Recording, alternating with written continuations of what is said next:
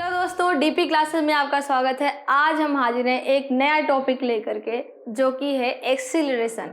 Speed पढ़ लिया, velocity पढ़ लिया, यूनिफॉर्म नॉन यूनिफॉर्म मोशन पढ़ लिया, कई तरह के टॉपिक हो गए हैं। ठीक है, उन सारे टॉपिक को पढ़ने के बाद में अगर इस टॉपिक पे आप पहुंचे हैं तो आपको बहुत ही अच्छे समझ में आने वाला है। लेकिन अगर आपने उन वीडियो को नहीं देखा है तो या फिर डिस्क्रिप्शन में या फिर इसके प्लेलिस्ट पे जाओ और उन सारे वीडियो को देखो। है बेसिक, पर वो बहुत ज़्यादा हेल्पफुल है इस वीडियो के लिए और आगे भी जो क्वेश्चन आएंगे और आपके लिए इस चैप्टर को बहुत आसान बनाने वाले हैं। ठीक है, तो देखो, सबसे पहले एक्सीलरेशन होता क्या है। एक्सीलरेशन सुना तो होगा आपने, गाड़ी चलाते रहते हो एक्सीलरेट करते हो। एक्सीलरेट करने का मतलब क्या है? स्पीड बढ़ा देते हो, स्पीड पर टाइम बढ़ जाता है, यानी वेलोसिटी पर टाइम बढ़ जाता है। ठीक है, तो अभी तक जब वेलोसिटी स्पीड की बात हो रही थी तो वहां पे हम डिस्टेंस पर टाइम की बात कर रहे थे, पर यूनिट टाइम की बात कर रहे थे। अब एक्सीलरेशन आ गया तो वेलोसिटी पर यूनिट टाइम की बात कर रहे हैं। ठीक है, इसका मतलब है when the body is increasing it means the body is said to be accelerating. अगर बॉडी की स्पीड इंक्रीज हो रही है, वेलोसिटी इंक्रीज हो रही है, ठीक है, वेलोसिटी डायरेक्शन साथ में होता है, एक्सीलरेशन में वेलोसिटी ज्यादा यूज करते हैं, वेलोसिटी ही यूज करते हैं। ठीक है, तो वेलोसिटी इंक्रीज हो रही है तब वो क्या कहलाएगा? एक्सीलरेशन कहलाएगा, कि वो एक्सीलरेटिंग कर रहा है या फिर एक्सीलरेशन में है। ठीक है, जैसे कि मान लो एक कार है, ठीक है, कार है, ये अलग टाइप की कार है।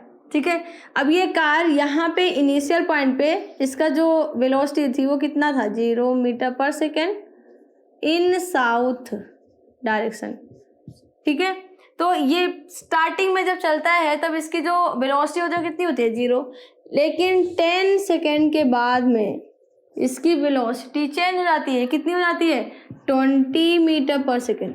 आगे और भी ज़्यादा चेंज होती रहेगी। ठीक है, तो जैसे जैसे स्पीड बढ़ाओगे, गियर बदलोगे, वैसे वैसे स्पीड बढ़ानी पड़ेगी और स्पीड बढ़ाएंगे तो एक्सीलरेशन हमें एक्सीलरेशन यूज में लेना ही पड़ेगा। ठीक है, बाइक चलाने वाले या फिर 4 व्हीलर चलाने वाले जो लोग हैं उनको तो बहुत ही अच्छे समझ में आता है कि एक्सीलरेशन क्या होता है, पर वहाँ पे जो कि हम केवल यूज करते हैं, वहाँ पे हम मैथमेटिकल या फिर न्यूमेरिकल के थ्रू नहीं समझते हैं। इसलिए यहाँ पे अगर आप समझोगे, दोनों को कोरिलेट करोगे तो और ही अच्छे से आपको समझ में आ जाएगा। ठीक है, यहाँ पे आपको एक्सीलरेशन का मतलब समझ में आ गया कि पहले स्टार्टिंग से अगर धीरे धीरे चल रही गाड़ी, स्पीड बढ़ा रहे हो तो धीरे कुछ समय के बाद में वो उसकी एक्सीलरेशन मतलब एक्सीलरेशन दोगे तभी उसकी वेलोसिटी बढ़ेगी।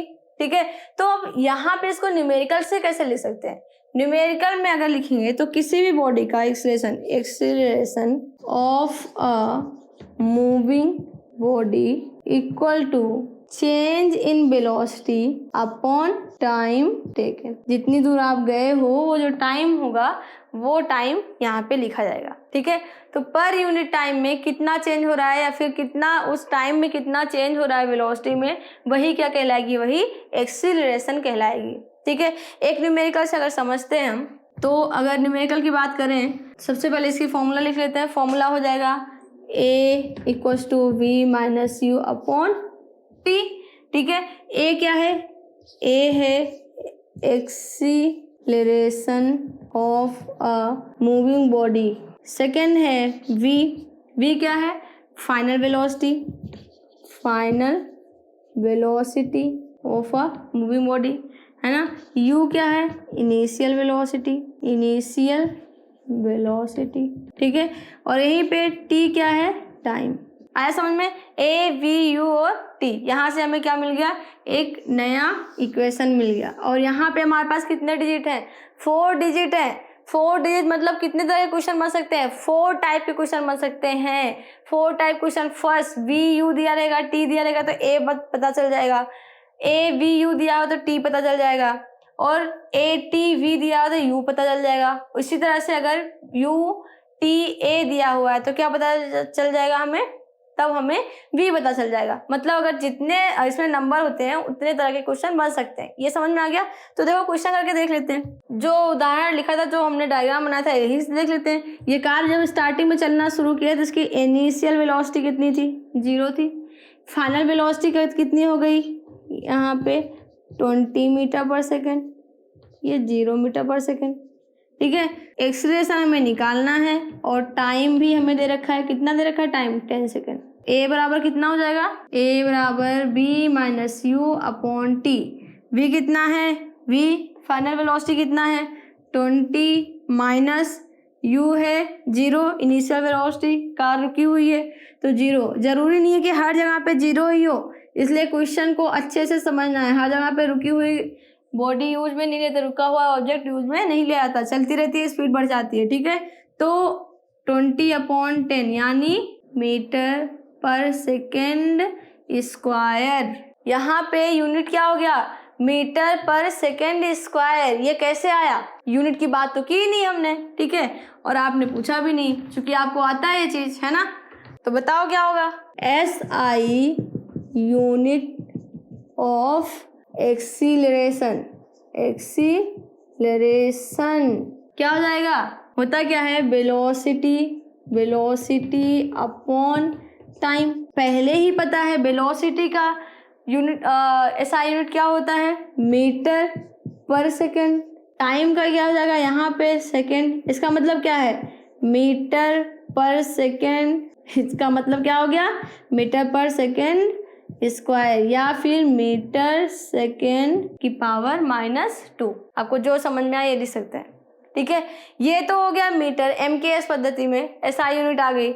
इसके साथ में ही अगर सेंटीमीटर में जाएगा तो क्या हो जाएगा, इसका यूनिट चेंज हो जाएगा, सेंटीमीटर पर सेकेंड स्क्वायर या फिर सेंटीमीटर सेकेंड की पावर 2।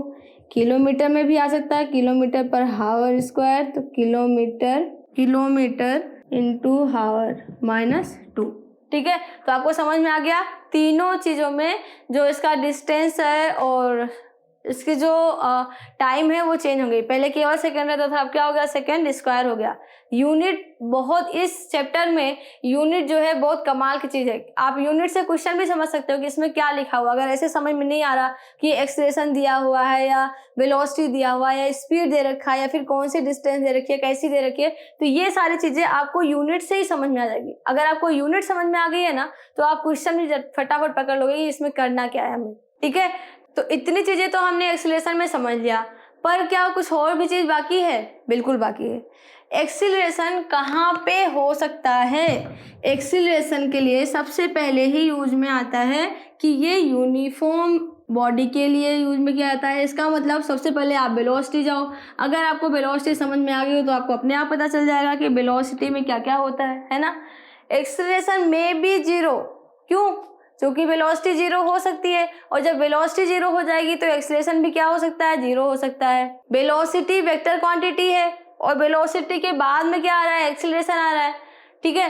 तो वेलोसिटी वेक्टर क्वांटिटी है तो एक्सीलरेशन कौन सी क्वांटिटी होगी, एक्सीलरेशन ये भी हो जाएगा वेक्टर क्वांटिटी।